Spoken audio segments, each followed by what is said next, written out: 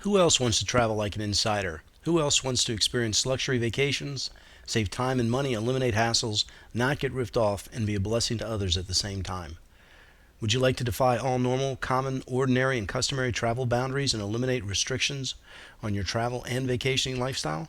And use technology and the speed of the internet to eliminate hassles, knowing that you really are saving time and money. Welcome to information that they don't want you to know about. Who's they, you ask? Well, for starters, how about nearly every single travel site you've ever visited? Travel agents, internet travel sites, timeshare developers, timeshare resale companies, and some very large public companies.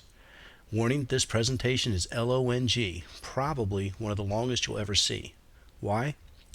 First, because it includes a lot of teaching, typically a no-no in the travel industry. But this presentation includes a lot of real-time examples of how much money you could be saving. Also, it includes comments from some vacationers and some of our over 251,312 members. So in watching this, you can gain a great deal of insight into the travel industry. You may even gain some tips or strategies that you'll want to act on immediately. So viewing this presentation in and of itself could be profitable. Second, because it is about a very, very important subject, how you will live the remainder of your life. Will you succumb to the stress, let the world slip away from you because of money? Or will you take luxury vacations that before now only seemed to be for someone else? This is a presentation about money, about traveling, saving money, and spending it differently. Traveling easier, better, and more often than you're used to. Even about going to places you never thought you could afford.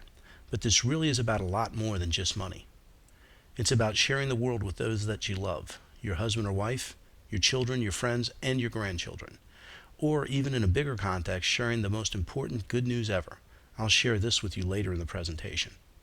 Third, because at the end of this, I'm going to ask you to make an important and frankly not inexpensive decision, so you need a lot of information. If you are seriously highly motivated to share the good news of Jesus with others while enjoying the best vacation experiences of your life and helping others to provide prosperity to your church, your family, and your brothers and sisters in Christ all over the world, you will find this presentation fascinating, provocative, and enjoyable, and I doubt you'll mind its length at all. Let me share a story with you. On a beautiful sunshiny day in 1960, a young boy of 4.5 is taking his first family vacation. The smell of salt water mysteriously fills the air at the very second he sees his first lighthouse. The billboards passing by are displaying advertisements for Coppertone tans. Perhaps you'll remember seeing some of these too.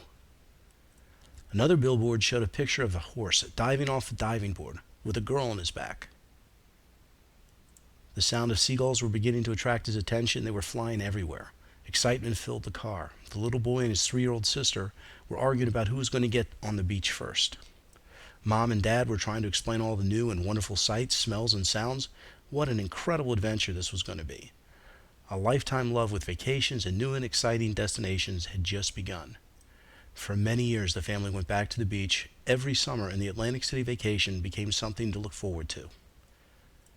Today, this almost grown-up little boy shares the stories with his family. His young children ask about the stories over and over again. Stories of the salt air filling his nose during early morning bicycle rides with the whole family, jumping for joy as the diving horses leaped into the water, going under the ocean in a diving bell, even exploring Lucy the elephant. He especially remembers a show at the Steel Pier when he was scared to death. A singer, Patti Page, pulled him up onto the stage and placed him next to her at the biggest piano in the whole world while she sang God Bless America with the whole audience singing along. They share stories about taking long walks on the boardwalk, the Monopoly Street names, playing tag at the boardwalk and Park Place, swimming in the ocean, playing on the beach for hours, building sandcastles with his sister, the sunburns and how cold the lotion was. About the time his 5-year-old brother got lost and how frantic his mother was until she found them at the lifeguard station feeding the seagulls. Perhaps the funniest story is the time when the seagull made a deposit on Mom's ice cream cone just as she was, well, you get the idea.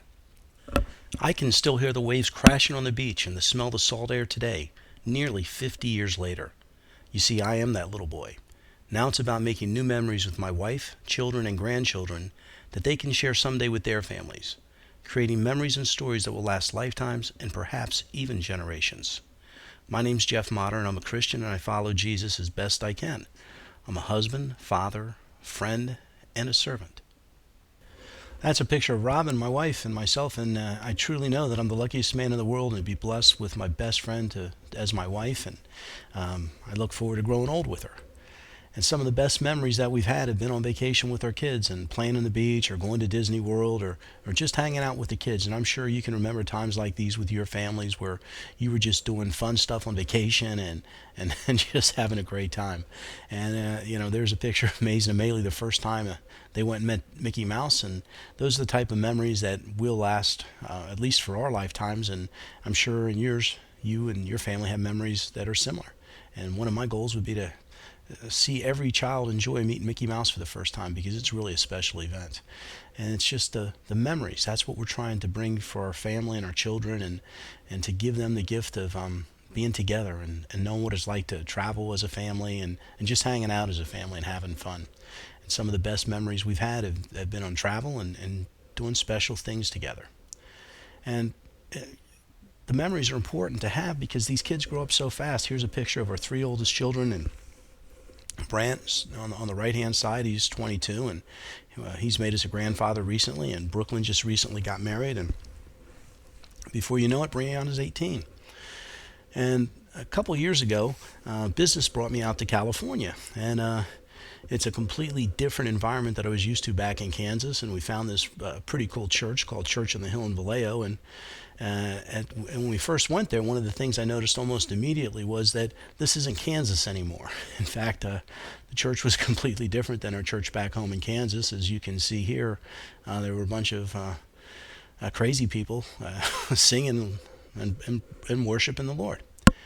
And we grew to love that church. And one of the things that's happened is that this is Pastor Scott, and over a period of a couple weeks or months, he was talking about God and God's kingdom and some of the problems that we're facing here in America.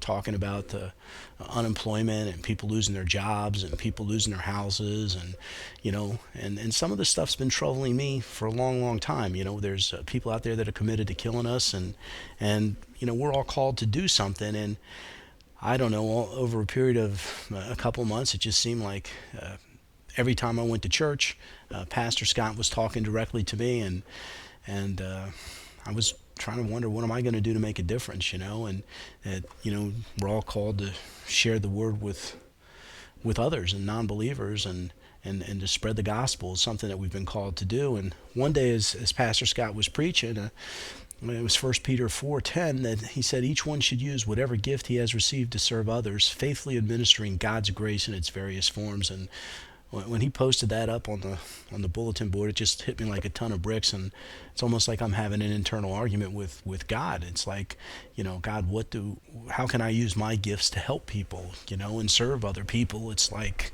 how can I? What can I do? And I started getting frustrated and angry and just not sure of what I could do to help people, because my gifts, what gifts do I have? A little bit about me is I've been in the vacation ownership business for almost 30 years now. In fact, back in 1973, my father and a guy named John DeHaan started RCI. Well, they were partners at a resort in Texas called Sandy Pines. And for those of you who are familiar with the timeshare industry, John DeHaan was the founder and owner of Resorts Condominium International, which is the largest exchange company in the world, and it's today owned by Wyndham. But I've been in the vacation business for over 29 years. And I've done everything from housekeeping, making beds, sweeping floors, to being the CEO and the owner of the resort, and just about every position in between. So as I'm having this internal dialogue, what can I do to help people? I was just getting frustrated, like, we sell vacations, and I help people vacation and make their lives better by vacationing, but what can I do to really serve God and to use my gifts to serve others? And over the course of a couple of weeks, I came up with this idea of Grace Travel Network, which would bring affordable luxury vacations with kingdom-building benefits. And in a nutshell, we created Grace Travel Network to help people like you save 30 to 80% on travel, help you experience more exotic vacation destinations more often, let your family vacation in luxury. And at the same time, we've come up with a way to raise money for churches to do good works. In fact,